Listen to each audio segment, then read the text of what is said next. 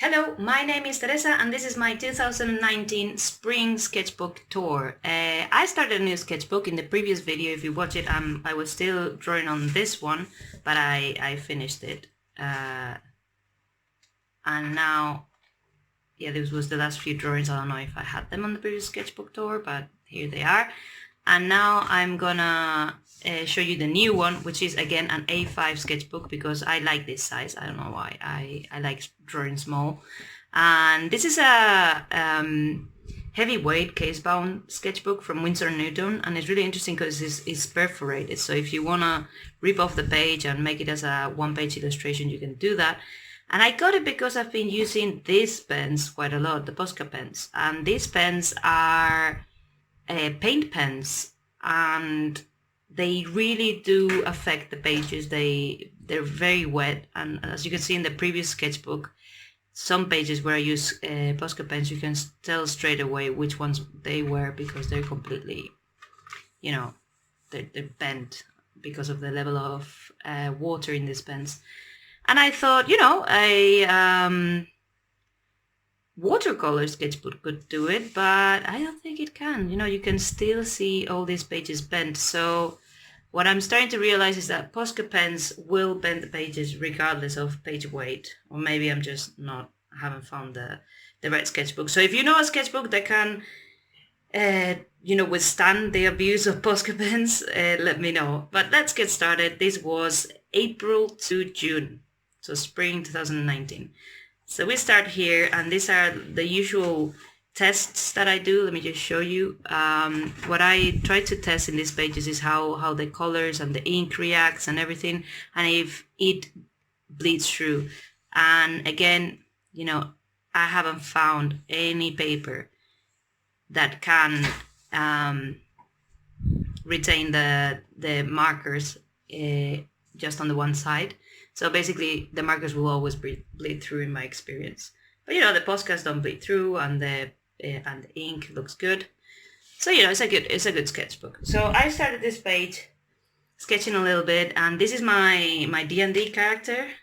She's called Myoy, and she's just a cat. I mean, it was not the best of choices initially because she's not very strong, but then she's really fun to play with because she can infiltrate and spy and things like that, and I like. You know, I don't like fighting, so she's fun to play with. And this is my holidays. I was just in Cádiz, and I went to Ronda and Setenil, and I just these towns are amazingly beautiful, and I just stood there and made some sketches of the towns because I'm gonna set one of my graphic novels in these towns, and I needed some reference, and I just quick doodles with this pen, the Pentel pocket brush, which is a brush pen. So you see it has this brush tip, and you get line variation. So you can make it really thick, or you can make it really thin. And you know, it doesn't allow you a lot of control, but it does create very expressive lines. And to sketch quickly in a place full of tourists is, I think, a good choice. Then I was just, you know, watching the 10th season of Adventure Time, and I was just drawing Princess Bubblegum because I like her, and these are two of my characters. Just one of them giving the other one a noogie. And then we have some sketches. This is for I'm trying to find some characters for a graphic novel that I'm writing currently, and this is supposed to be Oren, and I was, I don't know, just studying how she looks like, because she's a bit of a tomboy, and I was just trying to walk that line between a girl that could be mistaken by a boy, but she still kind of looks like a girl. I don't know, it's difficult because children look like children, they don't look like boys or girls. If you cut a girl's hair short, she'll look like a boy. And you know, I was just trying to find the right balance so that she reads like a girl that could be seen like a boy. I don't know, it's hard, man, because children don't look like man or woman, they just look like children.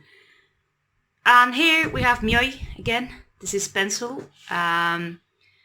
This is based on the first game we had where I was just spying and I shot some arrows and I was trying to fight, but I was really bad at it. So in the end I was knocked out. So it was a fun game, and I did some pictures to commemorate that game. This is a character from my graphic novel that I'm writing. It's called Kidding, and I'm just trying to find these characters because I have an idea of how they are, but I don't know how to draw them yet. So it's like with glasses, without glasses, and his hair, is it big? Is it? I don't know. Just trying to. I have a general idea of how he looks like, but I haven't defined it yet much. And this is another character from my graphic novel. She's called May. And she's small and cute. And she's one of the ones I'm working most on at the moment. Then Easter break. Also we played, what's it called? Scythe, which is a game that I really like. And there was this story version of it that was called Rise of Fenris, and all throughout I played with this character. That is this Japanese lady that has a monkey, and I drew her. And these are watercolor pencils, and as you can see, it hasn't bent the page much, but then the Posca Pens have, because all the areas that are bent are the ones that coincide with the Posca Pens. So actually, actual water bends the page less than Posca Pens, which is interesting. Now, moving on to this section. Now, this is Oren, so this is the same character that I was trying to design here, and I told myself, stop trying to give detail and just get the general idea of this character, because I know her personality. So just trying to get bigger shapes and trying to get just general ideas, like this stuff is like a general idea, rather than what I was trying to do earlier, which is like, I don't know, make it look like a real person. So, and then I did the same with Kirin, and I did the same with Safra, which is another character in the book. And then I had this little outline of how the four of them look like. But none of this is final. I'm just thinking about colors, about big shapes, about differences in size, about the hair, which is really important in the story. You might think like, why are the hair like this? This hair is so outrageously colorful. Well, it is important for the story. And then just drawing them a lot. From now onwards, because I'm currently writing the 3rd chapter, I'm just writing them a lot. Like here they are. Let me just zoom in so you can see that. A little scene that shows a little bit of personality. And, all of them together being cute. And, just trying to find them really. Drawing them a lot to see what I like most about drawing them and what feels right. These are just notes. So, this is not a pretty sketchbook. There are notes here about writing, and I'm just thinking about stuff. Now, this is random, completely. Just me being bored. And this is a live figure drawing, just drawing people that are naked in front of me. I do that at least once a week for a couple of hours. This is just random. And I have a video drawing this guy here, because I came across this species. It's called what is it called? The Tibetan fox. And I thought it was hilarious the way they look, and I wanted to draw a character with it. Because even though I'm not a furry, I really like anthropomorphic animals and all that stuff. More live figure drawing. I quite like this one. At this point I was using the Pentel pocket brush, this one that I was talking about before. And I like how fluid the lines are, and I like the thickness of it in some sections. But as I progressed, I started to question whether I should do thick lines. So you'll see the change very soon. These are 5-minute poses. Boop, boop, boop. I really like this one. Let me see if I can show it to you. She looks like a potato, but I think I really captured the feeling of the pose, even though it's not the best. And I was really proud of myself for that. And then, what else? Let's see. Oh, this is from the 1 hour comic challenge. I did a video where I created this 1 hour comic, which is just a 1-page comic. You can watch the video. I'll put a little card here. And yeah, it took me 1 hour to make this. And these are the notes that I was making at the time. And I don't know if you can see it very well because I did it with non-photographic blue, so obviously it's not going to register very well, but this is the writing. And these are the toad, which is the protagonist, and the capybara, which is the bad guy. And this I did obviously afterwards because I like the character and I thought it was cute and I wanted to draw him a little bit more. Whoops. Focus. Here we go. Then, what do we have? Oh, wait.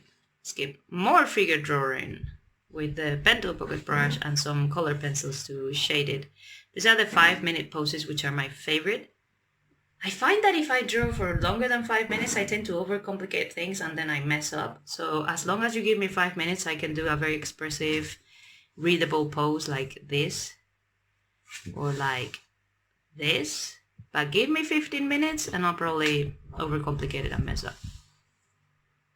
And this is another one of those drawings like, I'm bored, I'm gonna sketch something. And you can see here the germ of another. This is the beginning of something here. Like I wanted to create a fat elf. Because I don't know if you've noticed, but fantasy characters are hardly ever fat. And I was thinking, oh, I'm gonna create like a fat elf. Because they're immortal and sometimes they'll get bored and maybe they'll snack too much. And it would make sense. But no, I didn't finish it.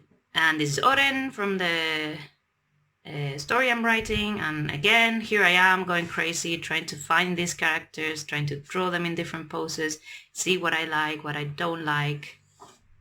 More of those characters here. I'm quite happy with this one. Like I think that's more or less how I'm gonna keep her.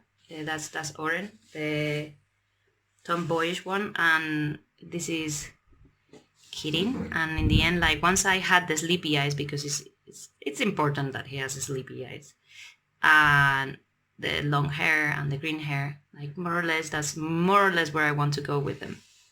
So I was happy with these two here and these sketches of the eyes, and I just tried to simplify their shapes here, and this is a little more Kidding, trying to clarify those shapes. And this is where I get like very designy. I suppose you could call it designy. Like this is the shape of his head and the shape of his hair. This is the shape of her head and her hair. And I'm not so happy with Safra at the minute. And then I started going with May, which I changed from having crazy afro hair, which I thought like maybe it's not what I want for her. It doesn't reflect her personality very well, and then I changed to having two buns, because I think that's more hair, that's more what she would wear.